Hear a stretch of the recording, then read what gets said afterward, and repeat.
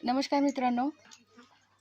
बऱ्याचदा म्हणतात ना, की होतं ते चांगल्यासाठी होतं. कदाचित ज्यांनी या कुत्र्यांचा स्वीकार नाही केला आणि तिथून काढून लावले किंवा त्यांना त्रास दिला, तर ते मी म्हणेल, की चांगल्यासाठी झालं. मगाशीच आपण जो व्हिडिओ मी आता तुम्हाला शेअर केला, की स्मशानभूमीमध्ये आपण त्यांना सोडणार होतो.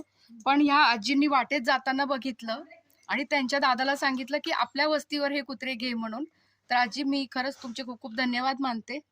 आणि तुमचं नाव सांगा आणि तुम्हाला असं का वाटलं की त्यांना तुम्ही ठेवायला पाहिजे? का बाकीचे लोक ठेवत नाहीये कुत्र्यांना? आमचं एक वाघाने खाल्लं म्हणून आम्ही ठेवलं हे कुत्र. आम्हाला आवड आहे गावा आमच्या इथं कुत्र म्हणून.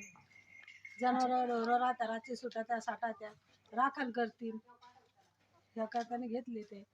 धन्यवाद. दादा, तुमचं नाव सांगा.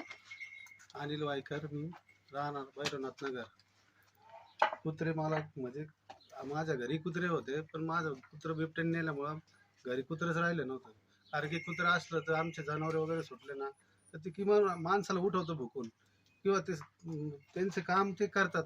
जसं माणूस एक काम करतो, आपण जशी जबाबदारी तशी त्यांची जबाबदारी अशी की आपण त्यांची सेवा केली, त्यांची जबाबदारी ते पुरी करतात का ते सुद्धा सेवाच करतात.